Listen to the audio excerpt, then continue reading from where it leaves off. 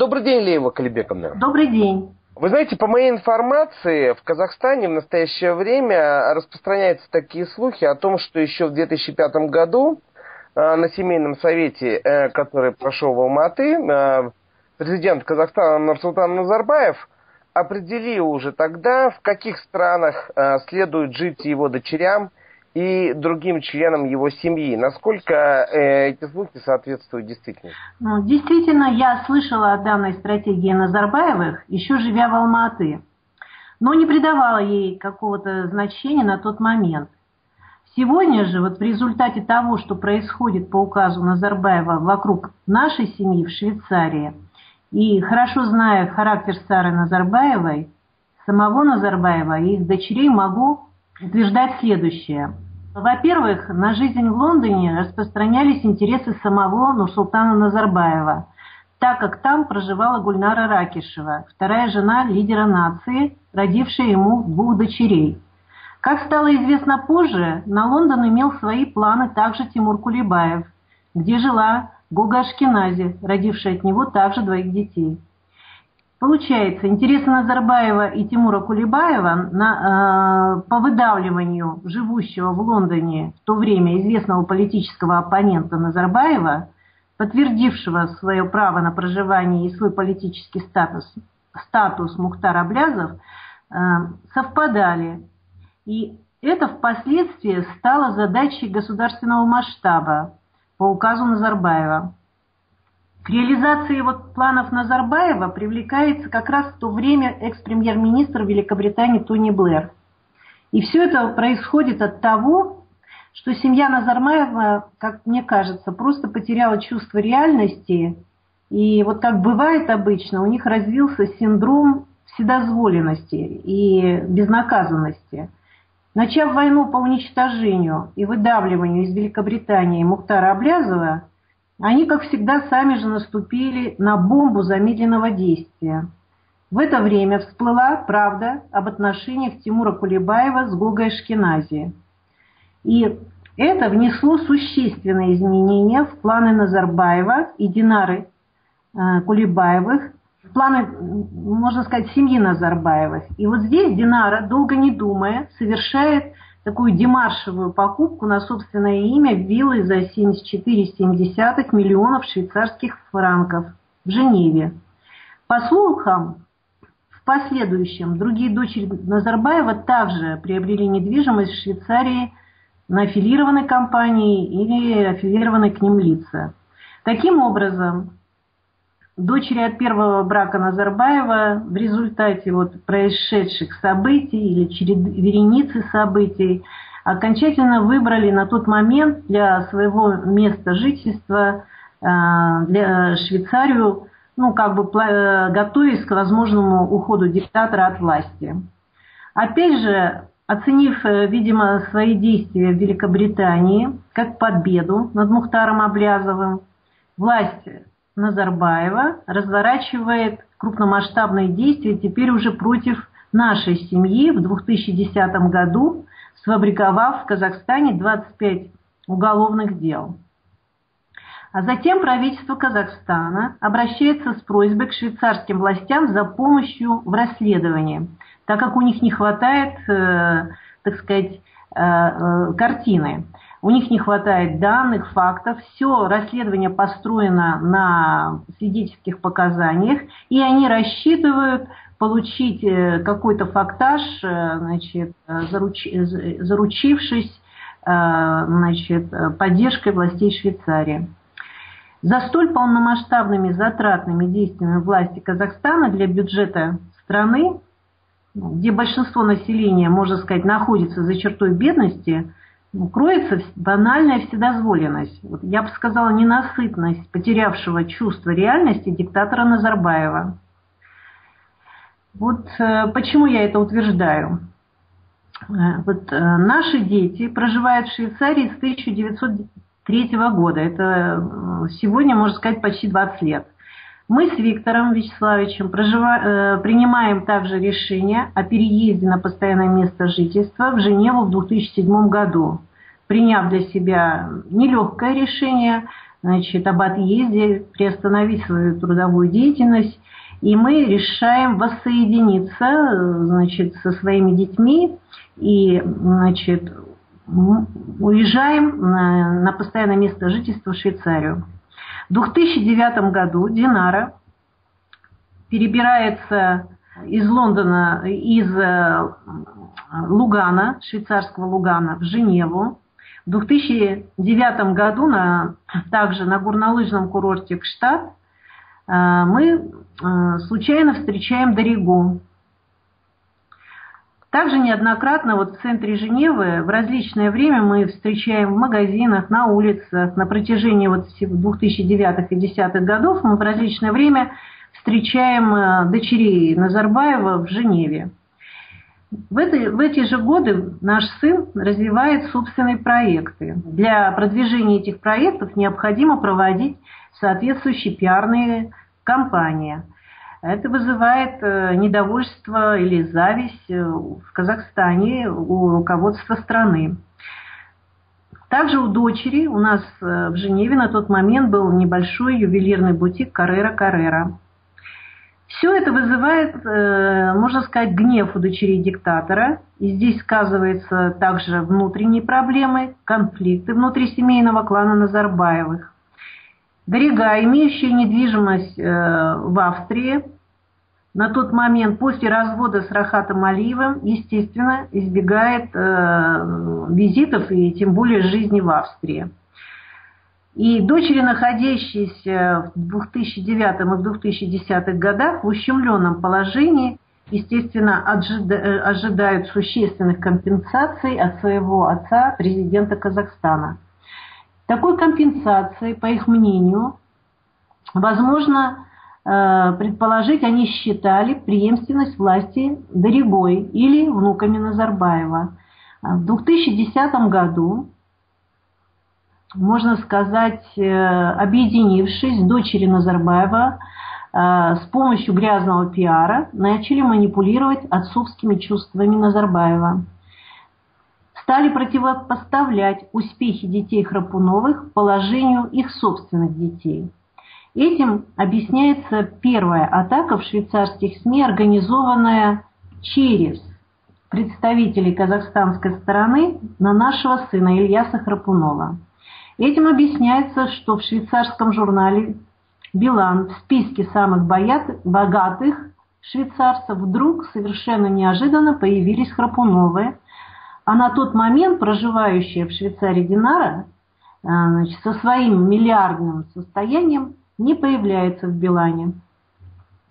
Назарбаев отреагировал на интриги, можно сказать, дочерей со всей своей душой. И всем известно, что диктаторы не переносят успеха других и не прощают нелюбовь к себе. В связи с чередой таких атак казахстанская власть по указу Назарбаева разворачивает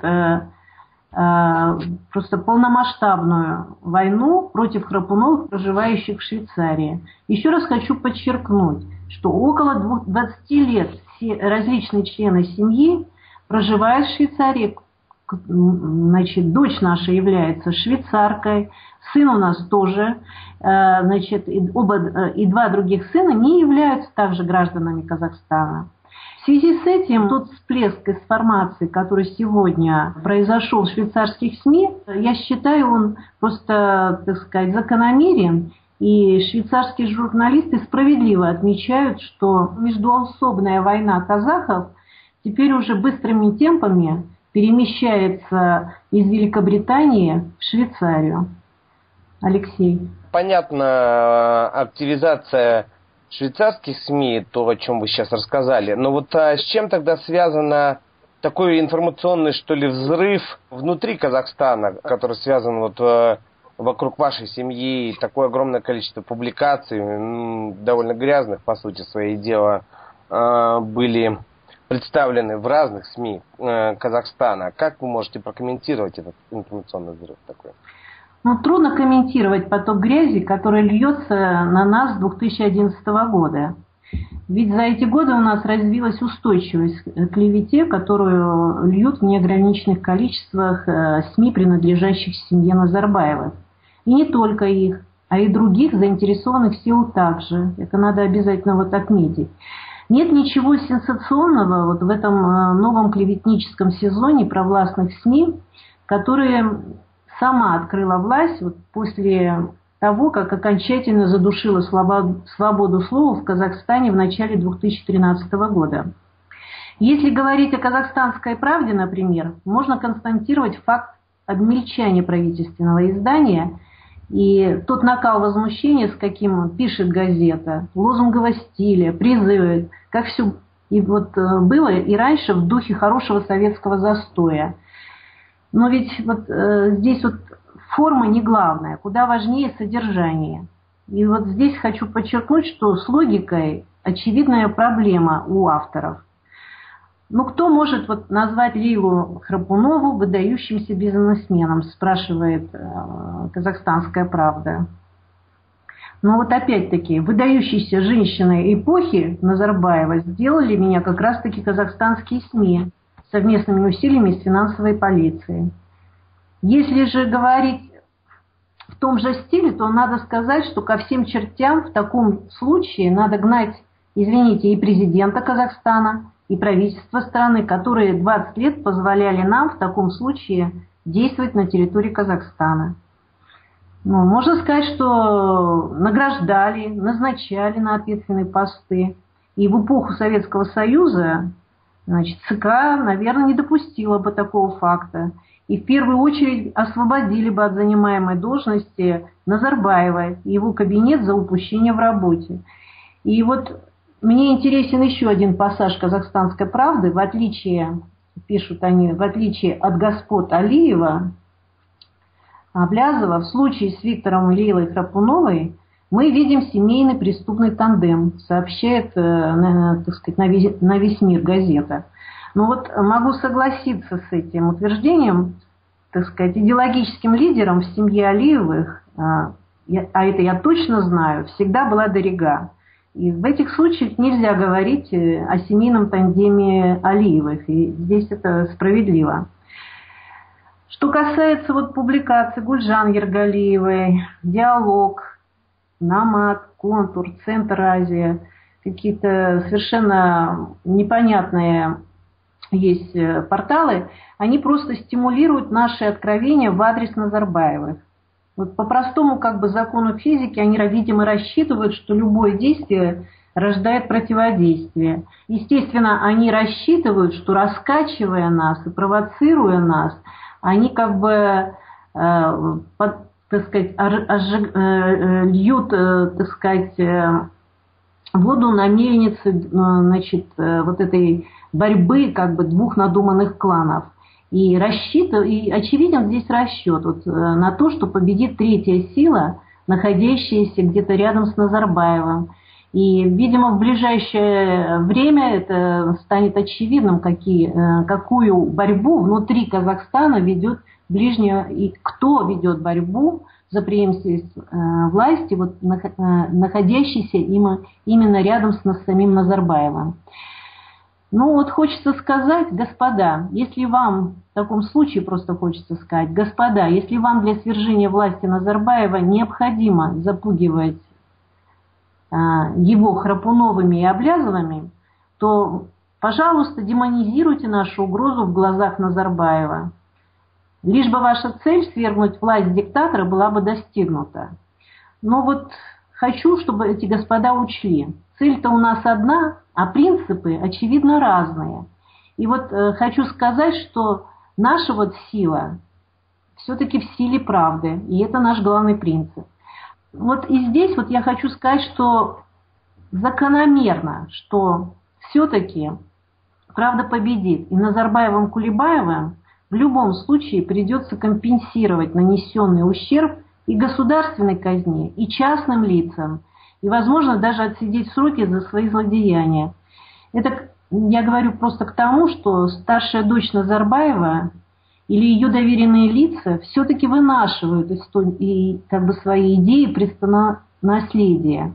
И вот просто неустанно не перестают работать сами с желтой прессой, раззадоривая нас, с целью, чтобы с нашей помощью довести своего престарелого отца, вот запугать диктатора, довести его до инсульта. И все повторяется, знаете, как по Шекспиру в «Короле Лире». Но я должна обратить их внимание, что им все равно тоже придется отвечать за содеянное. И не только перед, так сказать, страной, но и перед Всевышним.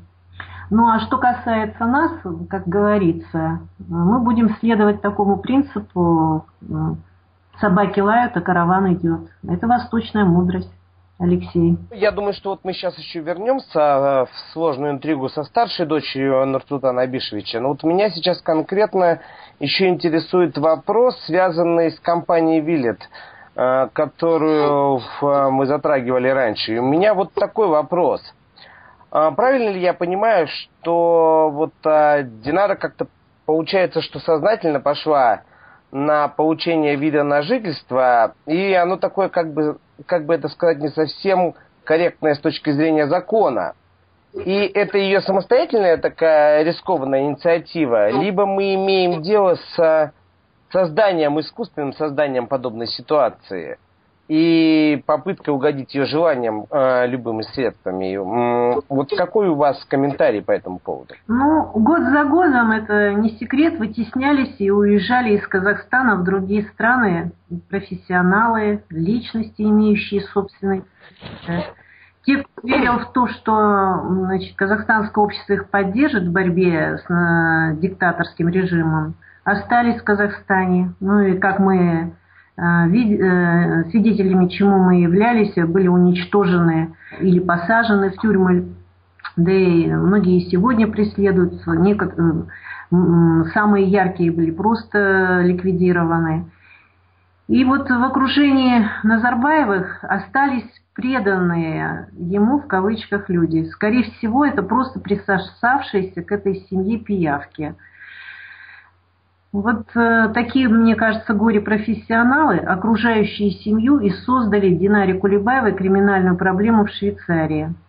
Но Динара просто привыкла жить на готовое, получать все от отца в готовом, от отца президента, вот как бы все, так сказать, в готовом виде. Естественно, она не задумывалась о последствиях. Поэтому вот с ней случилась такая шумная история с покупкой виллы по такой вот, знаете, неоправданно завышенной цене. Но и с этим же и связана, видимо, нечистоплотность получения вида на жительство и тому подобное. Ну, проще говоря, сама некомпетентна. Опять-таки, даже не хватает компетенции поручить это, так сказать, профессиональным людям. Все как бы делают, как всегда, вот знаете, на криках, на пинках, видимо, ищут более, знаете, доверяют, все-таки боятся огласки и доверяют каким-то таким преданным людям, а не профессионалам. А суть проблемы Динары в том, что вот все-таки в этом-то и есть суть. В том, что обслуживающие ее потребности представители Казахстана, в услугах которых она постоянно нуждается, они просто были, видимо, непрофессиональны. А возможно, у них просто превалировал страх не удовлетворить запросы хозяев. Почему? Потому что трудно, так сказать, видимо, настолько страх велик, что не могут сказать, что она, так сказать, не имеет этого права. Или просто сознательно нарушали правила и законы.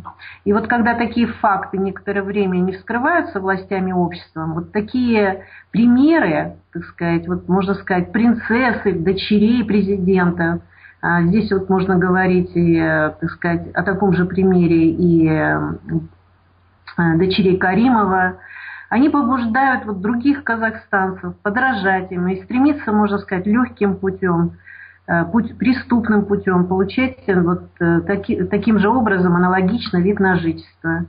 И, в общем-то, в Швейцарии не секрет, что живут и совмещают учебу, работы, стажируются под разными соусами различные наши соотечественники. И все это такую смелость им дает все-таки пример семьи Назарбаевых. Швейцарцы понимают, мне кажется, эту проблематику, и сегодня вот в парламенте рассматриваются инициативы швейцарцев, которые потребовали от своей власти повысить степень контроля и обеспечить большую прозрачность получения видов на жительство иммигрантами из стран с диктаторскими режимами. Алексей, вот что я могу сказать по этому поводу. Понятно. И вот теперь я хотел бы все-таки перейти к вопросу об отношениях и позиции Дариги Назарбаевой. Но не секрет, и об этом много писала пресса, о том, что у вас были дружеские отношения в прошлом с Даригой.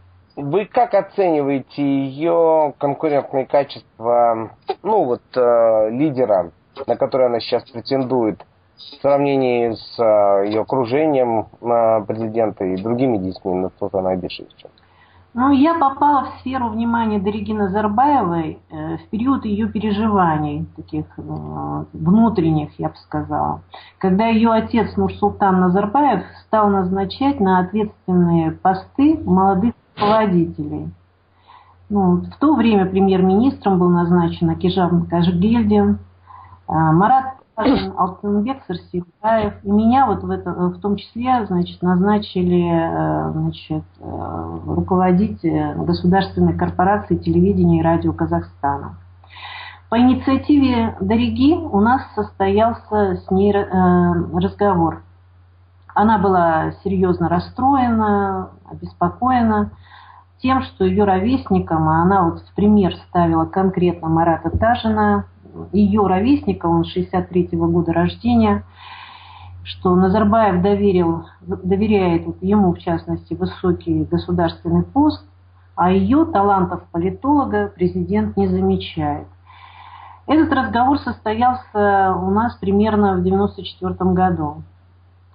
Она выглядела в тот период чрезвычайно неуверенной, обиженной. В то время с ее слов было понятно, что она завидует Динаре, которая получает все желаемое, по волшебной палочке, без особых проблем как любимая дочь от своего отца-президента.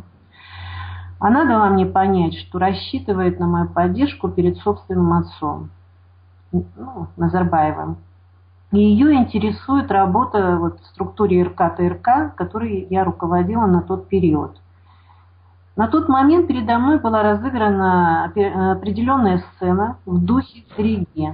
И я не могла, естественно, остаться безучастной. А если откровенно сказать, у Дариги в то время отсутствовали какие-либо объективные, профессиональные, конкурентные качества для работы в данной сфере. Я бы сказала вообще, потому что это был ее первый опыт работы, можно сказать, в каких-то коллективах. Могу в случае с Даригой признать свою собственную недальновидность, так как не учла мстительный характер Дариги, и могу сказать, что здесь она вне конкуренции. Алексей, максимум, что я могу сказать о ее каких-то конкурентных способностях, я их не замечала на тот момент, в 94-м, 3-х годах я не замечала. Но насколько выгодным было иметь отношения для вас с Даригой Назарбаевой? Невыгодно, опасно и совсем неинтересно. Как бы я сказала, общаться с человеком, который не способен был вести диалог, неинтересно. Общение в 2007 году имело форму ее односторонних монологов, каких-то собственных инсинуаций, собственных претензий. Заканчивалась обычно словами назидания. Она любила давать характеристики людям, любила унижать людей, пользовалась этим своим особым положением. Это уже к 2007 году это просто было неприятно. Было впечатление, что человек говорит о чем-то своем, только ей понятном, и ей совсем не важно было для кого, кому и что она говорит. Такая, знаете, скажу совершенно любому человеку, наверное, непосвященному, это могло производить впечатление некой, так сказать, распущенности в общении, вседозволенности. Ну, надо сказать, что она, конечно, знает, с кем это позволять. Наверное, вне Казахстана она себе такие вещи не позволяет, возможно. Только в кругу какого-то вот такого общения, где она понимает, что это может пройти. И поэтому здесь в общении с ней у меня не было никакого эксклюзива. Вот действительно у ее близкого окружения, думаю, более богатый архив ее вот каких-то опусов. Она любит много и долго говорить, такие длинные, она любит длинные тосты в кругу своих, значит, близких подруг, которых она называет клуб одиноких баб. И вот это ее стиль, значит, разговорный стиль. Вот она делает такой, знаете, немного провокационный стиль, когда люди ожидают, что дочь президента страны должна все-таки демонстрировать некую такую более интеллигентную речь, она, значит, всегда провоцирует и пытается заигрывать с людьми, показывая, что она вроде бы такая же, как и все. И вот она своих подруг называет клубом одиноких баб. И я не сомневаюсь, что, значит, у этих вот, у этого ее ближнего окружения есть действительно богатый архив щекотливых, не сомневаюсь, фактов из ее личной жизни, которые, безусловно, со временем они же и сделают достоянием гласности. А если более подробно говорить о периоде, когда мне посчастливилось быть ее руководителем, а это 1994-95 годы, Дарига, естественно, так сказать, вмешивалась в присущей манере в рабочий процесс. Ну, несмотря на то, что она была совершенно еще как бы новый специалист, но она считала, что как дочь Назарбаева она должна вмешиваться во все. И, естественно, ее масштаб был таков на тот момент, что ее интересовали какие-то такие детали. И это был в связи с этим самый некомфортный период для меня, моего знакомства с Даригой. Например, вот, после непродолжительного периода ее работы в корпорации она предъявила мне вдруг претензии. Ну, видимо, ей не нравилась популярная вот эта телеведущая Рабига Аманжолова.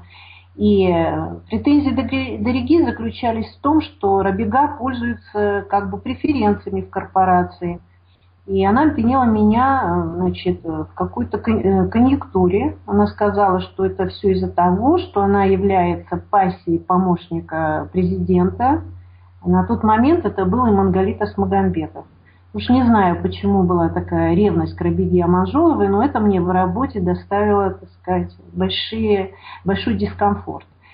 В другой раз ситуация практически повторилась. Она пришла обсудить, если я слышала разговоры о том, что теперь, значит, ходят слухи, что она не является родной дочерью Назарбаева.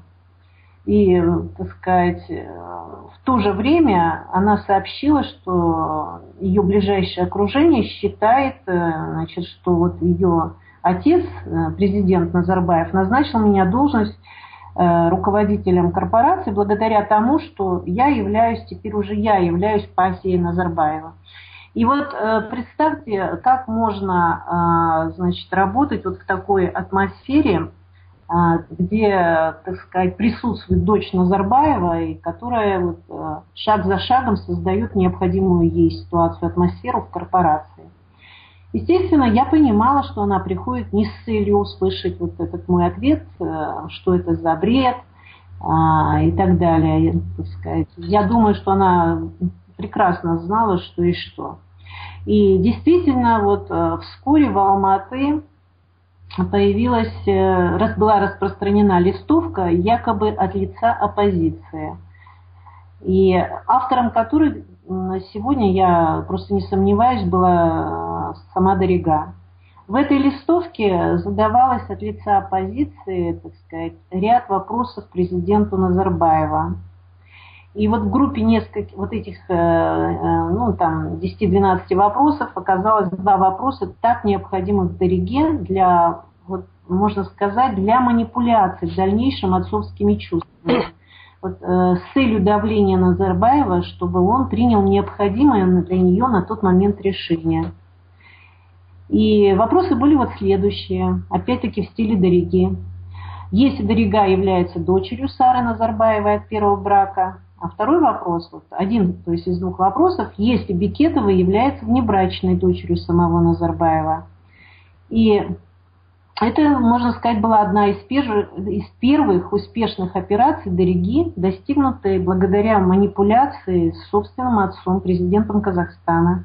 И в короткое время после этого мне предложили покинуть пост по собственному желанию. Вот. И манипуляции отцовскими чувствами Назарбаева позволили Дариге продвинуться и в дальнейшем с помощью вот этих манипуляций по карьере. Вот, можно сказать так, следующие манипуляции вот на доверие и отношениями она делала уже спокойным, теперь Нуркадиловым, с Алтынбеком Сарсембаевым, с Сырбаевым, Калмурзаевым. И вот так она провела, так сказать, выстраивая свои личные отношения, манипулируя, она провела приватизацию крупнейших организаций и их материально-технической базы в личную собственность. Ну, все мы знаем, что эти люди погибли при странных и до конца не расследованных обстоятельствах. В 2011 году в Швейцарии было принято к рассмотрению швейцарскими властями дело по отмыванию 100 миллионов долларов через один из швейцарских банков от продажи потом, в последующем уже государственных активов, телевидения, радио Казахстана. И, как видите, дружба с Даригой совсем невыгодна. А теперь, так как само время уже против самих Назарбаевых, это даже носит какой-то криминальный риск. Например, ближайшие подруги Дариги, проживающие в Швейцарии, Саулет Левлесова или Гульнара Иксанова, которая долгие годы сопровождает по карьерной лестнице Даригу, они все замешаны также в участии по законной приватизации государственных средств. Это многим известно из опубликованных в СМИ информации по делу Хабар, где, приватизированы были государственные, средства за совершенно условную цену. Потом же государству были проданы за 100 миллионов долларов и отмыты через швейцарский банк. Я думаю, что со временем всплывут и другие факты. Могу привести еще один пример из таких фактов, который, кстати, возможно, так сказать, также может стать резонансным делом.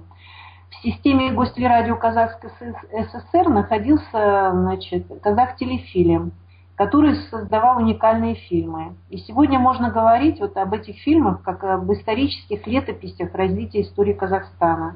Здание, территория Казахтелефильма находились рядом с главным студийным комплексом телевидения. Это площадь Республики и угол Тимирязева.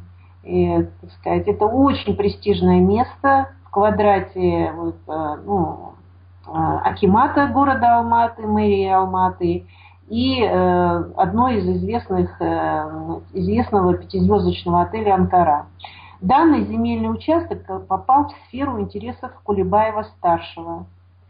А затем уже лично мне позднее Дарига жаловалась, что Кулебаевы разбазарили архивы Казахтелефильма, а на его месте построили жилой дом, где, кстати, сказать, ближайшие же родственники Назарбаевых и их окружение получили квартиры. И здесь по Казахтелефильму люди, бывшие сотрудники, потерявшие, работу, да просто творческие деятели, интеллигенция Казахстана, мне кажется, должна поднять этот вопрос. Это просто уничтожение государственных архивных фондов, видеофондов, документального кино. Уничтожение истории документального кино Казахстана — это просто, это уже нанесение ущерба морально-нравственным нормам, духовным ценностям всей страны. Меня вот еще интересует, может быть, в заключение ответ на такой вопрос, Лила Калибековна. Я обнаружил в казахских СМИ такое утверждение, что Ильяс Харпунов является новым оппозиционным вождем. Признаюсь честно, для меня оно было абсолютной такой новостью. Я хотел бы, чтобы вы прокомментировали это утверждение. Да, трудно комментировать такую глупость, конечно, но попробую. Ильяс 17 лет живет в Швейцарии. Он не является гражданином Казахстана. Если бы он хотел проявить себя как политический лидер, ему, как я думаю, ближе европейский менталитет. И в таком случае он бы, скорее всего, действовал в той стране, значит, делал бы свою общественно-политическую активность в той стране, где он прожил большую часть своей жизни. А это Швейцария. И поэтому, да и Конституция Казахстана подверглась за эти годы правления Назарбаева такому количеству изменений, что я могу утверждать, что только внуки Назарбаева могут иметь шансы объявить себя новыми вождями Казахстана. И вот здесь вот, кстати, я хочу остановиться поподробнее. Вот. В январе 2010 года мы с семьей проводили новогодние каникулы в швейцарском Кштате. И в отеле, где мы жили, вдруг вот для нас неожиданно приехали на отдых вот в то же время Дарига Назарбаева и ее сваты Имаш с детьми и их общими внуками. Дарига вот при встрече, встреча была, так сказать, неожиданная, она, естественно, растерялась и спросила, ну что ж теперь будем делать? И вот, естественно, так как я, как человек более старший, сказала ей, ну давай хотя бы поздороваемся. И Виктор Вячеславович принципиально в тот период не общался. И я, конечно, так сказать, общалась с Даригой и с ее сваей Лилой Машевой. И на тот момент как бы такого накала конфронтации или не было. И, в принципе, можно было бы, значит, как бы не развивать вот это вот, так сказать, не заниматься экстрадицией вот этого конфликта, который в то время шел в Англии. И я с этой целью вообще совершенно, так сказать, мирно настроена, общалась с этими дамами. Но было видно, что Дарига, очевидно, в депрессии. И, как сказала моя тезка Лейла Имашева, значит, она поделилась своими такими откровениями, значит, что Дарига планирует уехать из Казахстана. Но вот мы, значит, считаем это слабостью. И вот конкретно могу процитировать, она сказала, мы вывезли ее, чтобы она собралась силами, мы хотим ее поддержать, ведь нужно идти вперед, не останавливаться. Ради наших детей надо добиваться победы. Вот Дарига на тот момент, мне кажется, просто примирилась с судьбой и хотела уехать в Лондон, вот где учился Айсултан со своей дочерью Венерой. Она, значит, как раз говорила, что дочери надо уже идти в школу, насколько я помню.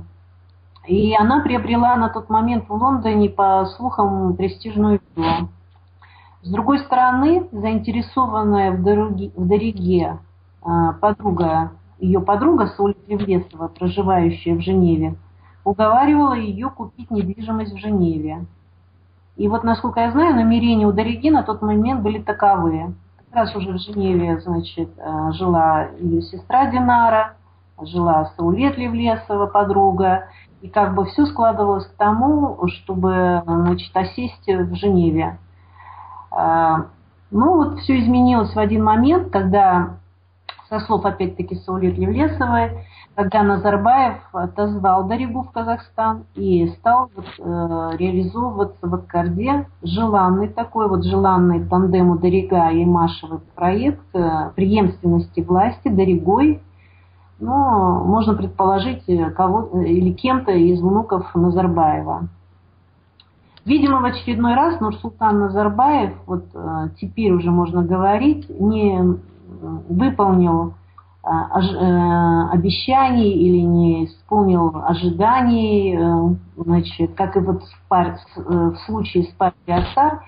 И вот Дорига решил в очередной раз подключить весь свой вот медийный ресурс, давление на собственного отца. Ну и, как я считаю, что уже просто по привычке или по накатанной использует, значит, вот так неугодных ей Храпуновых, как бы, можно сказать, два в одном.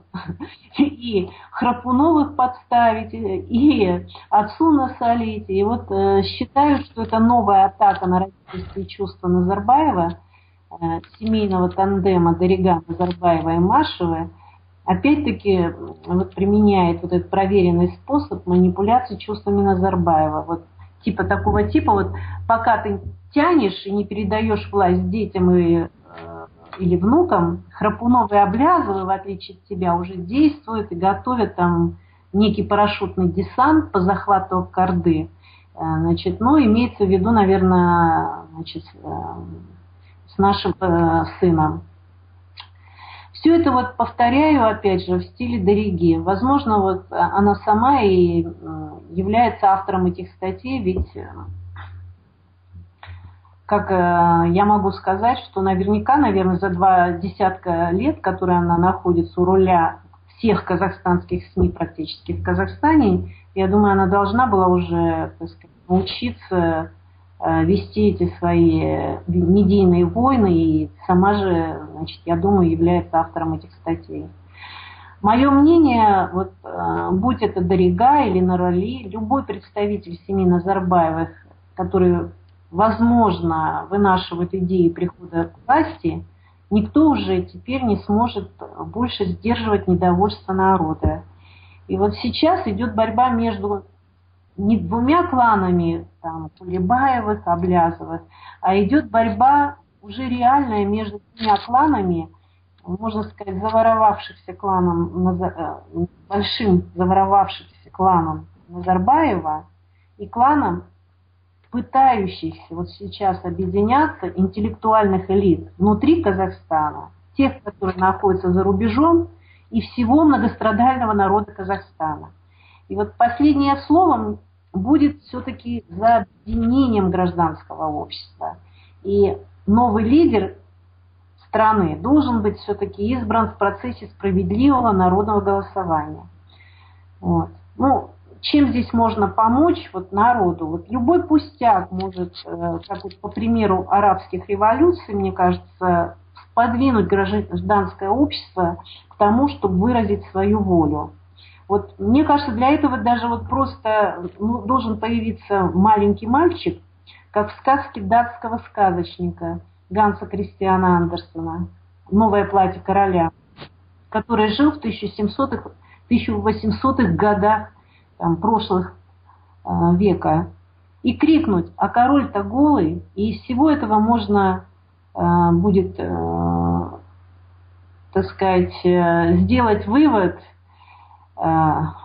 И, возможно, можно сказать, нам рано еще обсуждать программу 2050, а нам следует хотя бы пробудить собственное сознание. Например, вот как в той же Дании в 1800-х годах. И вот в связи с этим, Алексей, я прошу вас показать для зрителей вашего канала К+, вот этот анимационный вариант этой сказки. Очень поучительная вещь. И здесь я действительно обращаюсь вот к этой желтой прессе, которая там не жалеет ни моих детей, ни моих родителей, и постоянно затрагивает моего 83-летнего отца Даниярова Калибека, обвиняя его в том, что он там не писатель, а сказочник. Я хочу сказать, я очень люблю сказки. Я вообще являюсь поклонницей сказок. Ведь в них так очень много вот той народной истины и народной энергии. И вот на нее-то и надо рассчитывать, Алексей. Спасибо вам большое за интересное интервью, Лила Калибековна. Мы постараемся учесть ваши пожелания. Спасибо, Алексей.